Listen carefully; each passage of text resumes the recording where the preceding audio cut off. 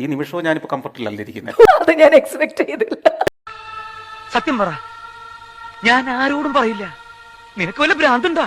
രണ്ടാമത്തെ തവണ mile stone മേക്കേഴ്സിൽ ഇങ്ങനെ ഇരിക്കുമ്പോൾ ഈ മൊമെന്റിൽ സാറിന്റെ മനസ്സിലൂടെ കടന്നു പോകുന്ന കാര്യങ്ങൾ എന്താണ്? അങ്ങ് ചൊറിഞ്ഞു കയറി വന്നതാ. പിന്നെ ഞാൻ എന്തെങ്കിലും തറുതല പറഞ്ഞ കൊച്ചമ്മയ്ക്കല്ലയോ അതിന്റെ നാണക്കേട്. അതുകൊണ്ട് കമാന്നൊരക്ഷരം ഞാൻ മിണ്ടിയില്ല. എന്നെ ഇവിടെ കൊണ്ടുവന്നിരുത്തിയിരിക്കുന്നതിന്റെ യഥാർത്ഥ ഉദ്ദേശം എന്താണെന്ന് ഇനി അറിയാനിരിക്കുന്നതേ ഉള്ളൂ. അപ്പൊ അതുകൊണ്ട് ഞാനിങ്ങനെ ആകാംക്ഷയുടെ കാത്തിരിക്കുകയാണ് എങ്ങോട്ടാണ് ഈ കഥ പോകുന്നതെന്ന്.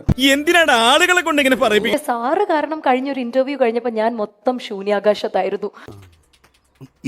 അഭിപ്രായങ്ങൾ തുറന്ന് പറയാൻ കാണിക്കുന്ന ഈ ഒരു മനസ്സ് നമ്മളെ ഓരോ മൊമെന്റിലും ഇൻസ്പയർ ചെയ്തുകൊണ്ടിരിക്കുന്ന ഈ ഒരു ഡയറിംഗ് വാലിയന്റ് ആയിട്ടുള്ള സന്തോഷ് ജോർജ് കുളങ്ങരെ. ഈ പരിപാടിയുടെ ഏക ഗുണം എന്താ അറിയോ?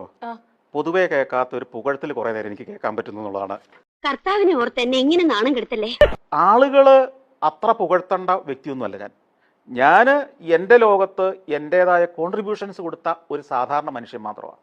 പോയേ കയ്യിന്ന് പോയേ പിന്നെയും പോയേ. അഭിപ്രായങ്ങൾ തുറന്ന് പറയാൻ കാണിക്കുന്ന ഈ ഒരു മനസ്സ് നമ്മളെ ഓരോ മൊമെന്റിലും ഇൻസ്പയർ ചെയ്തുകൊണ്ടിരിക്കുന്ന ഈ ഒരു ഡയറിംഗ് വാലിയന്റ് ആയിട്ടുള്ള സന്തോഷ് ജോർജ് കുളങ്ങരെ ക്രിയേറ്റ് ചെയ്തത് യാത്രകൾ മാത്രമാണ് സർ. ഇവളെന്താ ഒരുമാതിരി വാവെടുത്ത പശുവിനെ പോലെ? നിങ്ങളുടെ ആറ്റിറ്റ്യൂഡാണ് നിങ്ങളെ മാറ്റുന്നത്. ഞാൻ കംഫർട്ടബിളായിരുന്നില്ല ഒരിക്കലും, ഇപ്പോഴും അല്ല. നിന്റെ പെരുമാറ്റം തീരെ ശരിയല്ലെന്നാണ് നാട്ടുകാരുടെ അഭിപ്രായം. ഈ നിമിഷവും ഞാനിപ്പോൾ കംഫർട്ടിലല്ല ഇരിക്കുന്നത്. ഞാനായതുകൊണ്ടാണ് സർ ഒരു കംഫർട്ട് പ്രോബ്ലം. ഇപ്പൊ വേറൊരാളാണെങ്കിൽ ഈ പരിപാടിക്ക് വരുന്നതിന് കാശ് മേടിക്കുകയല്ലേ? കറക്റ്റ്. ഇതുവരെ ഒരു ഇന്റർവ്യൂവിനും ഒരു പരിപാടി പങ്കെടുക്കുന്നതിനും എവിടെയെങ്കിലും ഒരു സ്റ്റേജ് പരിപാടി പോകുന്നതിനോ 5 പൈസ ഞാൻ മേടിച്ചിട്ടില്ലാത്ത ആളാണ് ഇതുവരെ. ഇത്രയും ചോദിച്ചാൽ കിട്ടാത്തത് കൊണ്ടുമല്ല, അതല്ല എൻ്റെ വരുമാന മാർഗമെന്ന് എനിക്ക് അറിയാവുന്നത് കൊണ്ടാണ്. പിന്നെ നിങ്ങളെപ്പോലെ ഒരാൾ വന്നതെന്ന് പ്രകോപിപ്പിക്കുമ്പോൾ മാത്രമാണ് ഞാൻ എന്തെങ്കിലും കൂടുതലായിട്ട് വർത്താനം പറയുക.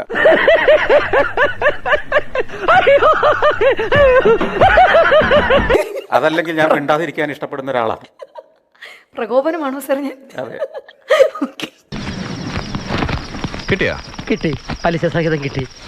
ഏറ്റവും വലിയ നേട്ടമായിട്ട് കണക്കാക്കുന്നത് അതെനിക്കറിയാം. ബൈജു എന്നാരുമായുള്ള സൗഹൃദമാണെന്നാണ് പറയാൻ പോകുന്നത്, എനിക്കറിയാം. അതങ്ങനെ നിൽക്കട്ടെ. അങ്ങനെയാണെങ്കിൽ തന്നെ രണ്ടാമത്തെ ഏറ്റവും വലിയ നേട്ടമായിട്ട് സ്വയം കാണുന്ന കാര്യം എന്തായിരിക്കും? ഉത്തരം പറ. ഇപ്പൊ ബൈജു നായരുമായിട്ട് കുറച്ച് അകലം പാലിക്കുന്നു എന്നുള്ളതാണ് രണ്ടാമത്തെ വലിയ നേട്ടം. അതല്ല ഉദ്ദേശം.